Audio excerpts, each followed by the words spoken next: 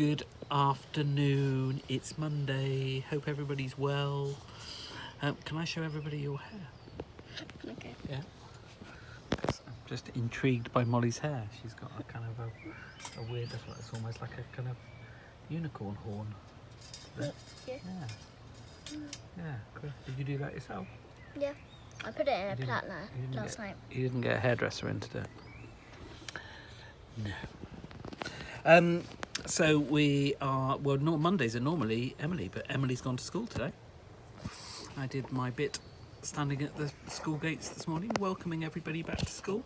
So lots of children back to school today. So hope that's going okay. It's a beautiful day at home here. Next today and tomorrow I think are beautiful, and then the rain comes on Wednesday. So got to do a bit of sunbathing today and tomorrow, because then the rain comes. So we're back with the adventures of the Wishing Chair. We can see that this chapter is called The Silly Boy, and you were speculating that the silly boy is probably Peter, but we Yeah. don't know. But we could be Chinky. We don't know.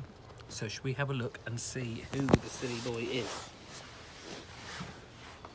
So the children were cross because Mother had said that the painters were to paint the walls of the playroom and mend a window, and this meant that they couldn't play there for some time. Their playroom was built right at the bottom of the garden, and it was quite safe for their friend Chinky the Pixie to live there, for no one ever went to the garden playroom except themselves. But now the painters would be there for a week. How tiresome. It's a good thing it's summertime, Chinky, so that you can live in the garden for a bit, said Molly. Oh, don't worry about me, said Chinky. I have a nice cosy place in the hollow of an oak tree. It's the chair I'm thinking about. Where shall we keep that? We can't have it flying about whilst the painters are there. We'd better put it in the box room indoors, said Peter. That room's just been repainted, so I don't expect Mother or anyone will think it must be turned out quite just yet. It will be safe there. So, when no one was looking, Peter and Molly carried the wishing chair up to the box room and stood it safely in a corner. They shut the window up tightly so that it couldn't fly out if its wings grew suddenly. They couldn't have Chinky to play with them in the house because he didn't want anyone to know about him. So they asked Thomas, the little boy over the road, to come and play soldiers on a rainy afternoon.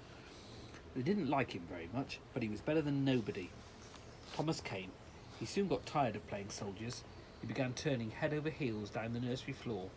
He could do it very well. I can make awful faces too, he said to Molly and Peter, and he began to pull such dreadful faces that the two children gazed at him in surprise and horror. Our mother says that if you pull faces and the wind happens to change, you may get stuck like that, said Molly, so do stop it, Thomas. I remember my mummy telling me that. Has Mummy ever told you that? Yeah. Yeah. Mummy once said that I think someone I can't remember who said that to her, but it's like if you eat an apple Apple tree grow inside your ear and comes out your ears. Yeah. They was cruel things that they used to say. But Thomas wouldn't. He wrinkled up his nose and his forehead and blew out his cheeks. And do you know, the wind changed that very minute, and poor Thomas couldn't get his face right again. He tried and he tried, but he couldn't. It was dreadful. Whatever was he to do? Oh, Thomas, the wind changed. I saw the weathercock swing round that very moment, cried Molly. I did warn you. I do think you're silly. He can't go home like that, said Peter. Let's wash his face in hot water, then perhaps it'll go right again. So they washed Thomas's face well, but it was as bad as ever when they'd finished. Screwed up nose and forehead and blown out cheeks. Oh dear. Do you suppose Chinky would know what to do, said Peter at last. You have a look at my picture. So I've got a picture of Thomas not looking particularly happy there, is he? He's a funny looking kid. Now, do you suppose Chinky would know what to do, said Peter at last. Who's Chinky? Asked Thomas. Never you mind, said Molly. Peter, go and find Chinky and see what he says. I'll stay here with Thomas. He mustn't go out of the nursery, because if he meets Mother or Jane, they'll think he's making faces at them and will be ever so cross. Peter ran downstairs. He went into the garden and whistled a little tune that Chinky had taught him. He had to whistle this whenever he wanted the pixie. Chinky whistled back, and Peter saw him under a big hawthorn bush, mending a hole in his coat. What's up? Asked Chinky, sewing away. We've got a boy in our nursery who's been making dreadful faces, exclaimed Peter. And the wind changed just as he was making a especially horrible one. And now he can't get his face right again. So Molly sent me to ask you if you could help to do anything to help. A boy as silly as that doesn't deserve help, said Chinky, breaking off his cotton and threading his needle again. You go and tell him so. Oh no, Chinky, we really must help him, said Peter. His mother may think we made his face like that and we'll get into trouble. You don't want us to be sent to bed for a week, do you? No, I don't, said Chinky, putting on his coat. I'll help you because you're my friends. There's only one thing to be done for a person who's been making faces when the wind changed. What's that? You've got to get a bit of the wind that blew just then and puff it into his face, said Chinky. Then he'll be all right. But it's dreadfully difficult to get a bit of the same wind.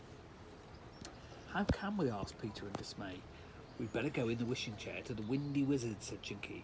He knows all the ins and outs of every wind that blows. I've seen the old wishing chair looking out the window this afternoon trying to get out, so I'm sure it's grown its wings again. Go and see, and if it has, tell Molly, and we'll go and get help from the old wizard. Oh, thank you, Chinky, said Peter, and he ran indoors. He whispered to Molly all that Chinky had said.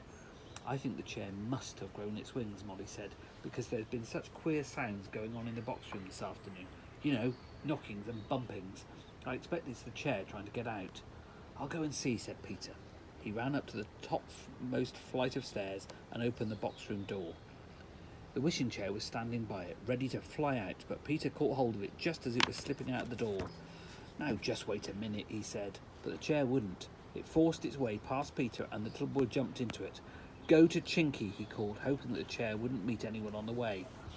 The chair flew down the stairs and out into the garden. It went to where Chinky was standing by the hawthorn bush. It was flapping its red wings madly, and Chinky jumped into it at once. To the Windy Wizards, he shouted. I say, Peter, isn't it in a hurry? It must have got tired of being shut up in the box room. Molly was looking out of the window. She'd heard the chair flying downstairs, and she saw it up in the air carrying Peter and Chinky, and she wished she were in it too. Someone's got to stay with Thomas, though, she thought to herself.